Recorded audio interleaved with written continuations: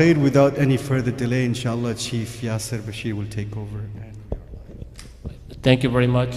First, I just want to thank all the parents and Imam Shah for always being here for all of us. Today's topic is going to be a little bit different. It's going to be personal and professional growth through faith, a bit different. It's going to be personal and professional growth through faith. Before I dive into the topic of tonight, I'm going to have my team introduce themselves. Officer Khan, you want to go first? Assalamu alaikum. My name is Umber Khan. I'm a senior police officer with the Houston Police Department. I've been with the Houston Police Department for about 13 years now, and I'm currently the community liaison officer for the South Asian and Middle Eastern community. So trying to help bridge that gap between the police and our communities, you know, help you guys better understand how policing and everything works. And prior to this assignment, I worked undercover like 9 years in the past and patrol before that. So thanks for having us. Assalamu alaikum. I'm Officer Ali Abu Talib. I'm originally from Yemen. I grew up in Saudi Arabia, finished my high school, came to Houston. I got a year in English, finished that program, joined the University of Houston, completed my finance degree, alhamdulillah, and joined HPD. I'm an officer for around 4 years, and then I work with the chief as a budget officer. So Ali actually works in my office. He's my budget officer, and unfortunately, we never have any money. Our bottom over to bring, find some money so we can utilize, but hasn't been successful yet. But anyway, so today's topic I think is very important. But before I dive in to this, very interesting is what role does our faith play in our professional growth, and what can we take away from our Deen that can help us grow professionally and reach our full potential. So that's the angle we want to take. But before I do that, I do have a disclaimer that I'm not a scholar in Islam. I do have my shortcomings, but I think my belief system really played a big role in this, especially how I applied it with the understanding I had. And today, the best way I think I can share this with all of you is not by giving you a lot of bullet points, but actually telling you specific incidents that happened, because sometimes specific stories or incidents are more powerful than trying to explain something, okay? The other thing I want to talk about is, this profession, I have been doing it for half of my life. And I've seen a lot of different things. So to summarize that in less than half an hour is really doing injustice to the amount of information I have, okay? So let's go back to the other angle I want to look at is we all have different professions. We have teachers, doctors. For us, we're law enforcement officers. Is how does our Deen impact us? So what I may talk about, it may not impact you in a certain way, but that does not mean I'm wrong or right. It's just like this is how I benefited from my belief in our Deen. Okay, so that's the angle I want you guys to look at. Okay, so first, I truly believe the 4 points I'm going to talk about. If somebody was to ask me now, okay, tell me the 4 things or 1 thing, 2 things that led you to this point in your lifetime. And this is the 4 things I picked out, and that's what I'm going to share with all of you. And my team will probably have different experiences. So this is what I narrowed down to these 4 things. The first thing that I want to talk about is when you are in your career, a lot of times things don't make any sense, and you want to make sense out of it. So the very first thing I'm going to talk about is that I believe kind of led me to where I'm at is a very deep understanding, and that is you have to put your trust in Allah. You have to put absolute trust in Allah. Sometimes it's hard to do because our egos get in the way, because we believe that my good hard work, my effort led me to where I'm at. And sometimes that's not the case, because when you do fail, it causes a lot of frustration. You may even go into depression depending on how much effort you may have put into certain things, and then you don't make it. So the first thing is you have to have absolute trust in Allah, and He has the best interests for you. So underneath this, I would say there are 3 different bullet points. I want you to remember this. Once you put your trust in Allah, then the second thing I believe is that when Allah wants something good for you, He's going to test you. That's the first bullet point. Second bullet point is that only after difficulty comes ease. Only after difficulty comes ease. To me, that is Allah Ta'ala is showing us to get out of your comfort zone. If you want to grow, then you have to put yourself in uncomfortable situations. You're going to have to break out of your mold, and that means you're going to have a lot of hard work to do. The third bullet point, which I find it very comforting, and that is that He only is going to give you the burden you can bear. So whatever projects you want to work on, whatever goals you set for yourself, you're going to struggle and you're going to go through difficulties, but at the end, know that Allah is with you and you can do it. Okay? So that's very comforting to me. So what does it have to do with law enforcement? Okay? A lot. Because in our profession, we have to do a lot of dangerous stuff. And we have to, many times we have to be very courageous and be even to the point of fearless and not be afraid to die or take certain actions that normal people would actually run away from. This includes active shooting incidents, seeing a lot of deceased individuals.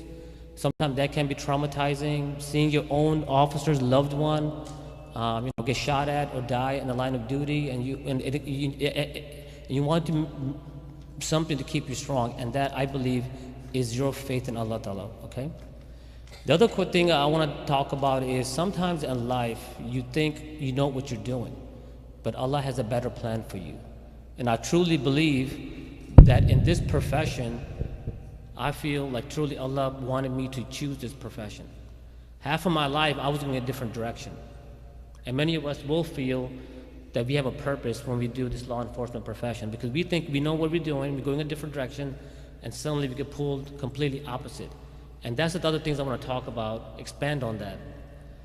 Like, for example, many of you may get a college degree. You may not use that college degree in the career that you end up being in, right?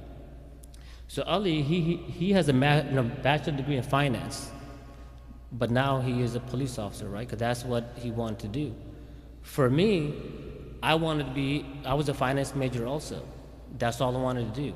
I was in college. I had 3 years of my college finished. Even in high school, I was part of a lot of business organizations. And then somebody wanted to be a police officer. My brother wanted to be a police officer. He said, "Why don't you apply?" I'm like, "This is not my job. This is not my thing." But anyway, I applied. I ended up in the academy. The very first day I was there, I said, "I like this job. I'm going to find this very, very interesting." So I changed my major, completely made a left turn. I went back, got my bachelor degree in criminal justice, missed a lot of credits, but I had to start all over, and then went back and got my master's degree. So sometimes you think you know where you're going, but Allah Ta'ala is watching you, and He has a better plan, because He's the best of planners. The second thing I want to talk about is, there was also a time that I thought about even leaving this profession. Okay, so I applied, I had about 4 or 5 years on, and I applied to the FBI. So I passed their initial test, I passed the written test, but at that time they turned me down because they were looking for candidates who were either attorneys or accountants, or they were had a specialized set of skills. So they turned me down, and then I said, okay, then I'll stay. But there's another incident that happened that I tried to step away one more time, okay? But then this profession pulled me back again. So this happened in 2006. So 2006, my dad, he went to Pakistan and he got extremely sick, that he was dying. And my mom, she went there and she's like, "Hey, he's dying. The doctor said he's not gonna make it." So at that time, I had everything going for me. I was single, I was getting my master's degree, I was working, and something hit my heart very hard. And that was, I just couldn't live with the idea that my father was gonna die and I couldn't do nothing. So I went to my professor and I said, "Look, I'm sorry, I'm gonna have to drop out." And then I went to my supervisor and I said, "Look, I need to go to Pakistan." So I bought a one-way ticket, not knowing when I come back, even if I will come back to the job, or even if I will have a job or not. So while I was there, my dad was really sick. I mean, the doctor said he ain't gonna make it. So we made a decision that we're gonna bring him back. So at that time, we had to, take care of him. He couldn't even move. We had to feed him to the tube, so we decided to bring him back to the U.S. So when it was me, my dad, and my mom. So we were inside the airplane, and it was just extremely stressful situation I was in. Because you have to think about this. At this time, you had everything going for me. I had my life, and I was going a different path. But now, because of my parents, I'm pretty much giving up on all of that, not knowing if I'll go back to the life or not. But I felt it was important for me to do that. So anyway, I have a point I'm trying to make, but I'm almost there, is that when I was sitting inside the airplane, I was just extremely stressed, like to the point I was very traumatized, because I don't know if my dad's gonna make it or not. He's gonna die inside the airplane, right? But there was this old guy sitting next to me. The old guy, probably uneducated. He didn't talk to me the whole time, but he just said one thing to me. And he said, "Who's this guy sitting next to you?" Referring to my dad. I said, "He's my dad." And I would never forget his words. And this is something I want to share with the kids. He said to me, I guess the way I was taking care of my dad, he said, "Allah's gonna give you a lot." And this is something that always stuck with me. And then my second point I want to talk about our faith is in our career development. I told you this story because of what this guy told me. The second core value that I believe from our faith that we learned that can help you in your career are your parents. And do not underestimate the value of your parents. So our parents, we all, here we see, what I see is I see a lot of parents, they're very involved with their kids. They're very active, they're busy with after-school activities, homework. Especially the first generation, we didn't have that opportunity. Because the relationship I had with my dad was when he would come home, park his car in the driveway, I was running to my room, okay? Because you were scared of your dad, right? But my mom, she was a housewife, I'm the youngest of 7. So by the time they got to me, they were like, "Hey man, you're on your own. We'll just give you our du'as, that's all we can do." Because the point I'm trying to make is, our parents, we learn a lot. Sometimes they give us a lot, but sometimes the way they model themselves that's the key takeaway you take from them. For me, the biggest takeaway that helped me be very successful is my parents' du'as. And that's something I'm gonna share with some of the du'as they made, and it came true. Because in our religion, parents are regarded very high status, and they should not be disrespected or even ignored. And instead, the blessing should be taken in, and that blessing will last you a lifetime, even after they're gone. And I know many people, they have regrets when parents, one or both parents pass away, and it's this uneasiness of, I wish I did something more for them. And when you lost a parent, like I have, this world is not as sweet as it used to be, and there's always something missing. You're not whole anymore. But anyway, so in our religion, Prophet ﷺ said, like for example, the Jannat's under your mom's feet. Other references as, paradise is made easy for you if you're good to your parents.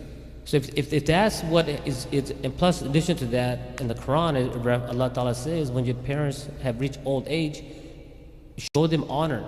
Okay, the word honor always stuck with me, because to me, honor is one step higher than just showing love and respect. It's the highest honor.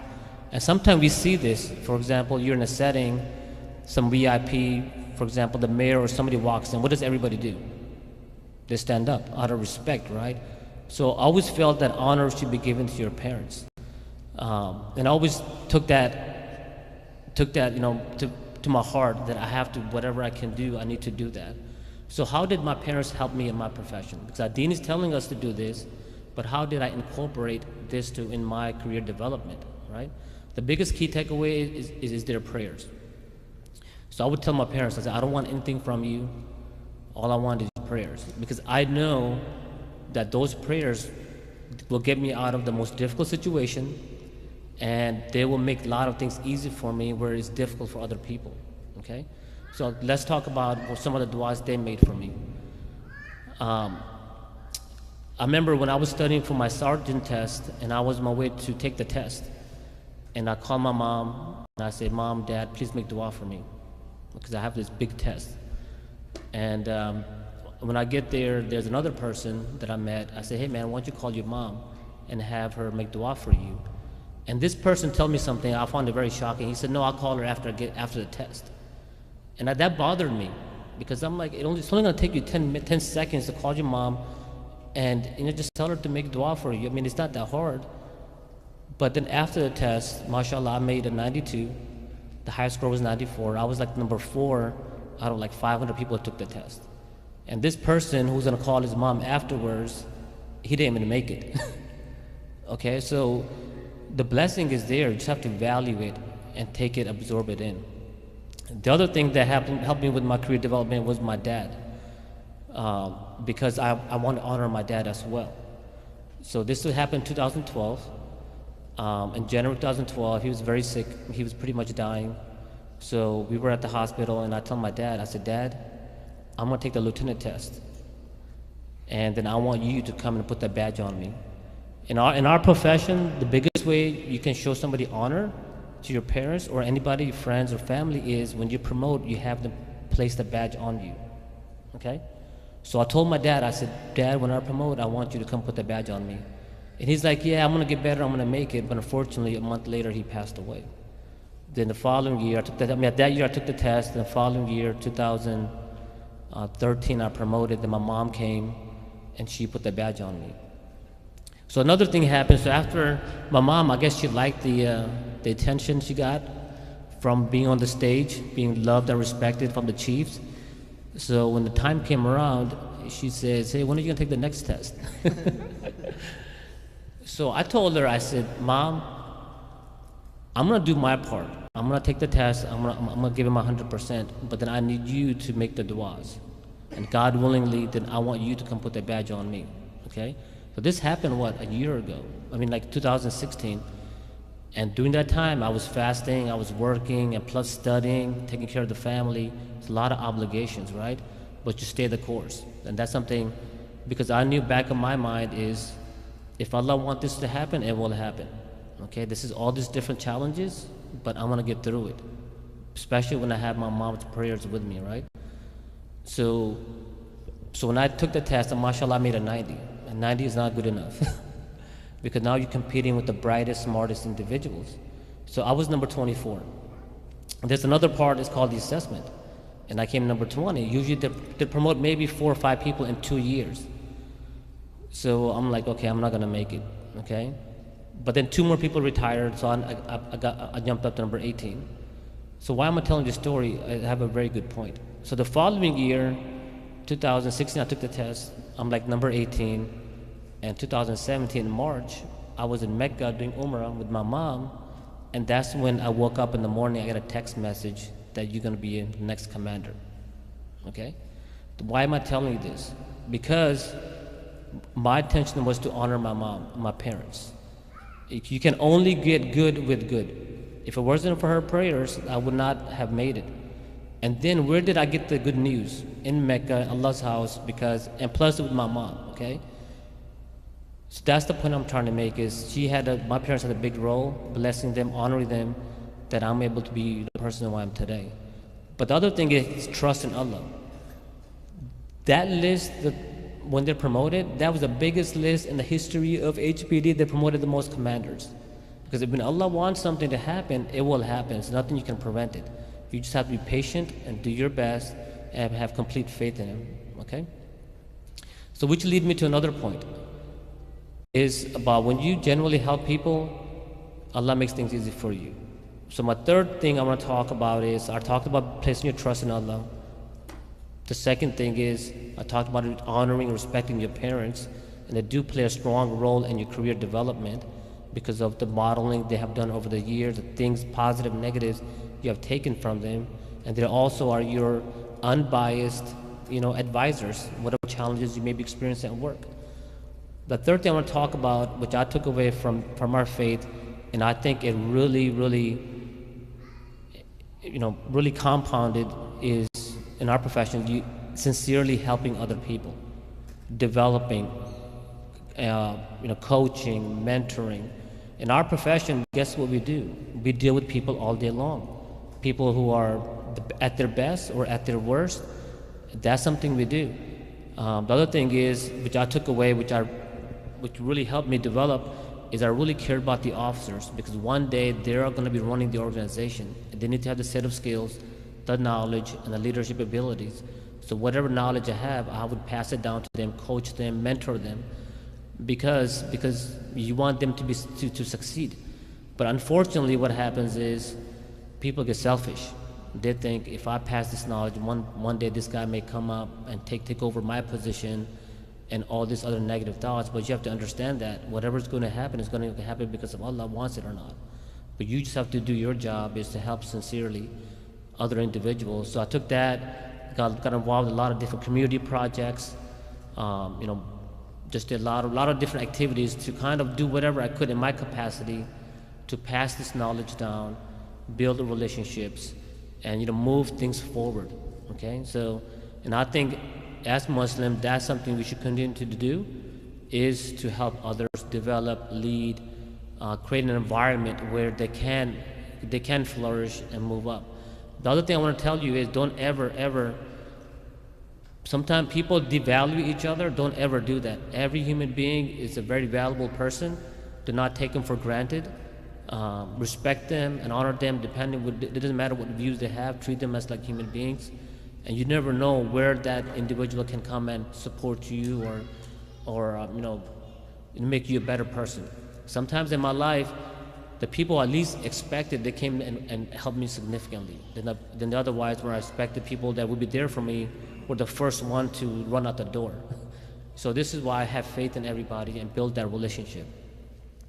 The last point I want to talk about is, so I talked about building your growth professional through faith. I talked about your trust in Allah. I talked about your parents. I talked about helping, developing others, because that's your way of giving back. The last thing I will talk about, and then I will end it, is, which I felt was very important in my profession, is making du'as. Putting your hands together, asking Allah Ta'ala, what is it you want? And He will make it happen. If it's good for you, there's nothing in the world that can prevent you from it. And I have, mashallah, I have many du'as that have came true, and it left me humbled and very, very emotional, because you see it come true. Because you made it and you saw it, and that's very different. So there's one dua I do want to share with all of you to kind of explain your duas do work. But there's a lot of, depending what duas you make, you're going to have to work for it. It's not going to come easy, okay? The one dua I want to tell you that I made, this was in 2013. So this dua that I want to talk about, this is related to my profession. It was 2013, my dad had passed away, and I wanted to do something good for him. So I said, okay, next year I'm gonna go do Umrah for him. So that was my intention. So I go there.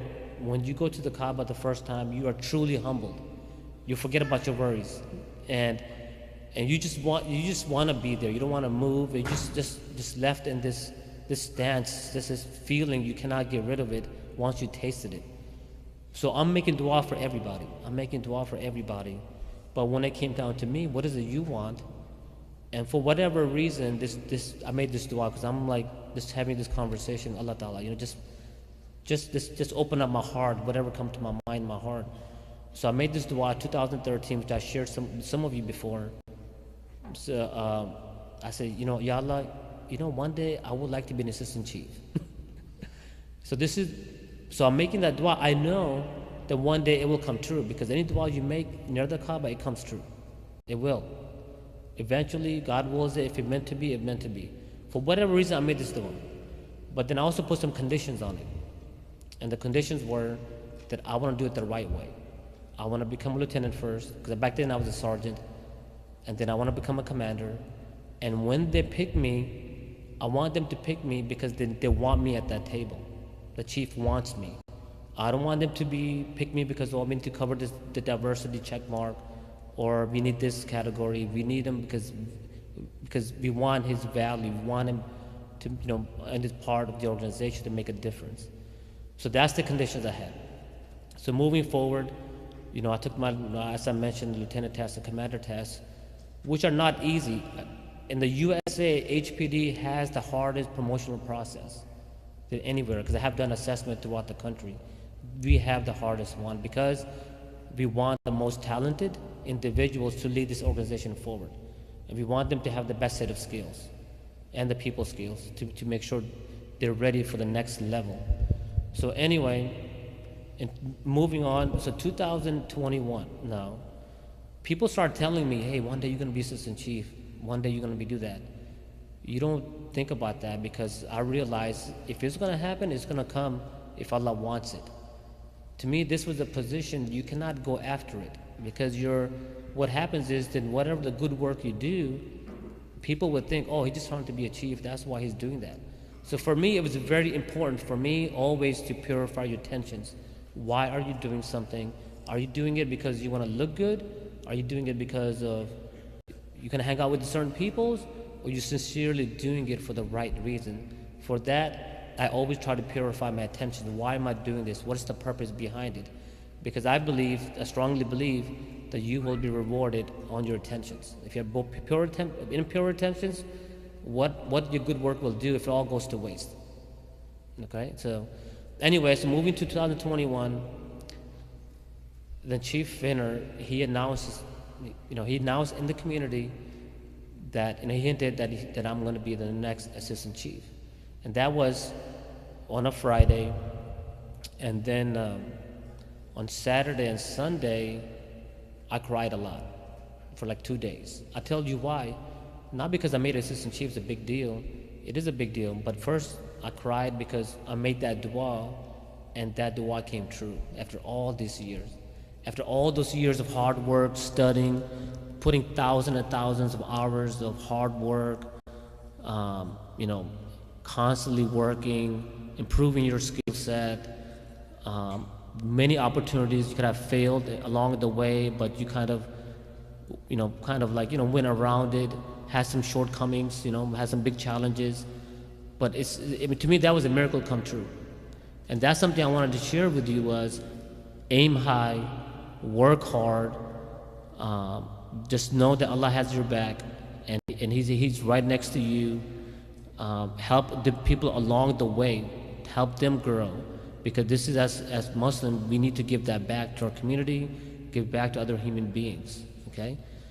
And then also do not forget your du'as. And I'm a strong believer in that, because I do believe, your du'as, and especially anybody else who make du'a for each other, it speaks volume about you and other people as well. To me, the biggest way you can show somebody you love that person, you make du'a for that person. But anyway, so there's so much I could talk about, but I just wanted to narrate to these 4 things that helped me personally in my career, to give me the edge, to push me ahead. Hard work, yes, hard work is there, okay? Yes, I stayed up all night studying, doing all this, yes. But what really pushed me was my faith. And that was a faith in putting complete trust in Allah, honoring my parents, being there for them, and not neglecting them, ignoring them. I have a simple rule with my mom. I never say no. I'm like, whatever, whatever you want, I will do. I never say no to her. And then also, developing each other, and then lastly is making your du'as. So now I'm done with my portion. Now we'll have Officer Ali say a few things, and Officer Khan. Officer Khan, why don't you go first? And then I have Officer Ali if he wants to add anything. Okay, so sort of repeating a little bit of what Chief Bashir just mentioned, but for myself, I would say it's also some of the same things. Of course, I'm still a police officer, so I still have a long way to go as far as that stuff goes. But professionally, I believe that my faith in Allah has helped me a lot. When I was still like a rookie police officer, for instance, kind of grow up just with my parents also saying this stuff like, you don't fear any man, you only fear Allah. And so for me, that was definitely something that stuck with me and that I truly believed. Even in patrol, for instance, when I had this one incident where this guy jumped out it was a call for a shots fired in the area, and I'm just like, oh, it's nothing, no big deal, I'm gonna go check it out. And then I get there, and I was usually like officer friendly, like always really nice to everyone, and even if I gave them a ticket, they'd say thank you. So this guy gets out of his truck and he just starts shooting at me and my partner. And I'm like, why is he shooting at us? We haven't even talked to this guy yet. So of course, then we chased after him, through the parking lot while he's shooting at us. And this is like 5:30 in the afternoon at like Fondren and Harwin. So there's a lot of people, and this is like a gas station.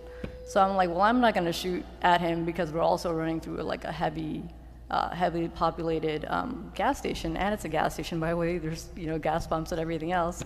So I was like, well, I don't care. I was just really upset at this point that I'm like such a nice person. This guy is like shooting at me for no reason. So, like, mashallah, for me, that was just like, wow, like, everyone was like, why were you just running after him like a crazy person? Like, he's like shooting at you guys. And I was like, well, I guess I just wasn't scared of him. I was just mad, So for me, I would say that it's been very helpful just believing in Allah and having that faith. I mean, I'm not like the perfect Muslim. I'm not the best when it comes to that. But I definitely do believe in Allah, especially in this profession. I feel like I have to. And I think just having that faith has been very helpful, especially having worked most of my career as an undercover officer. So, like, I worked in narcotics, for instance, for like 3.5 years, which is like the top of the top as far as undercover work goes. And so, even before I went there, like, I had my talk with basically Allah, and I was like, hey, like, like, just be real with me, whatever you think is good for me. If you think that I'll excel, if you think there's something good for me, then like, I want to do this, then I should go. And so I think, inshallah, that's kind of how it worked out. And like, mashallah, everything's been great. So even with all of that work, and then along with also my mom's prayers, because she knew I worked undercover, so almost like every other day or something, if I was gonna run a warrant or do a deal, like, she would always like pray. She would like read Ayatul Kursi and like blow it on me, and I'd be like, oh my God, stop.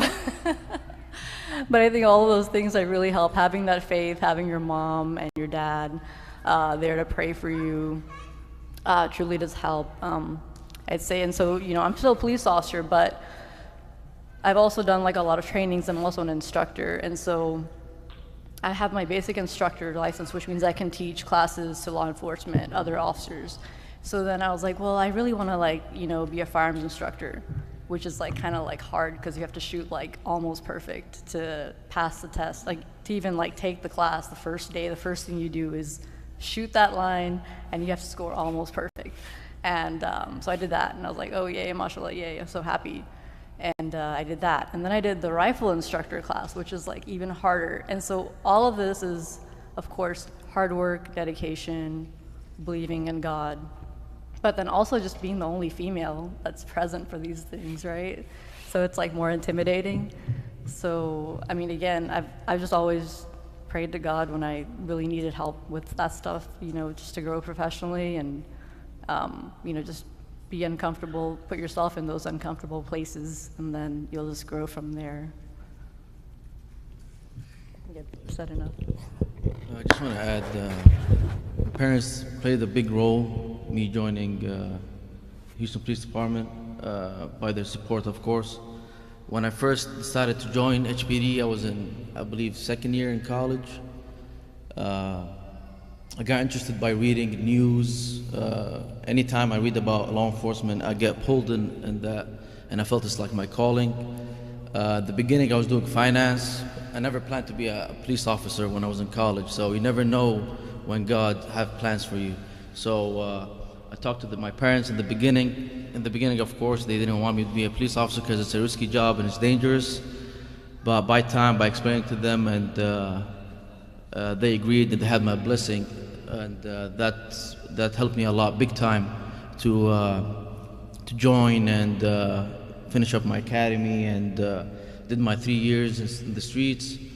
It's a really good job where like you meet different people, different culture, different religion. You have to deal with them like in a good in their crisis, and when they're like good. So it's a really good job to be in. Honestly, helping the community, reaching out, especially when they know that you have a Arabic or Muslim background, to that community specifically that has the same background that I do have. So that helps a lot in the community. Dua.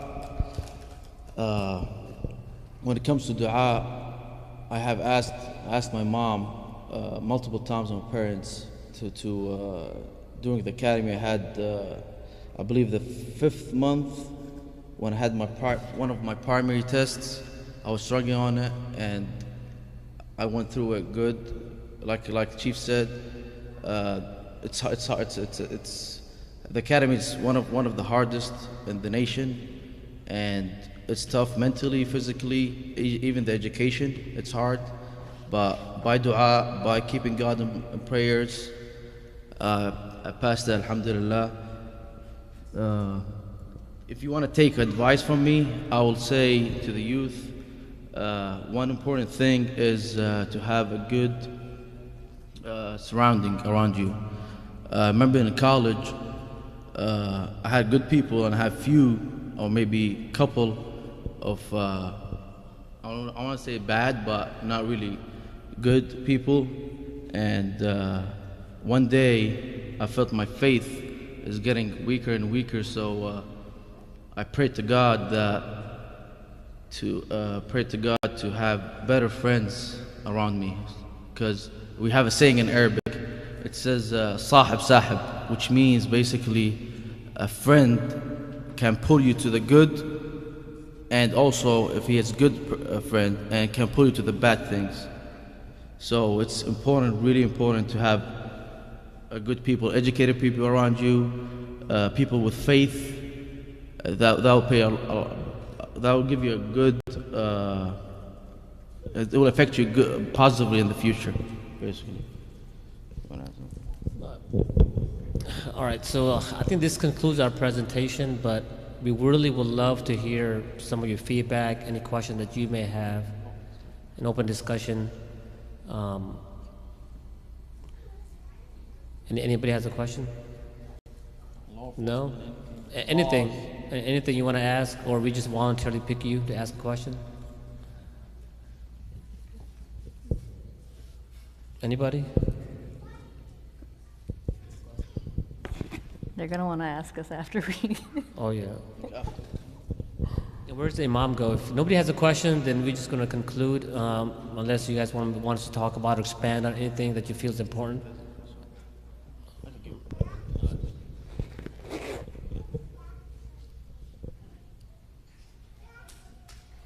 All right, thanks for coming to see us. You mentioned a couple of things that were quite insightful. So first, you said that after you got the promotion, you went ahead and cried for a couple of nights. That shows tremendous vulnerability. Appreciate you sharing that, and your humility in sharing it. I'm curious about a couple of things. One is that explore that a little bit more. You mentioned it briefly, but it kind of expound on it a little bit. Why did you feel like you had to shed some tears after the promotion? That's one. And the second question, I know you've been in the department long enough. I'm curious, how did HPD leadership, HPD Police Union, and other entities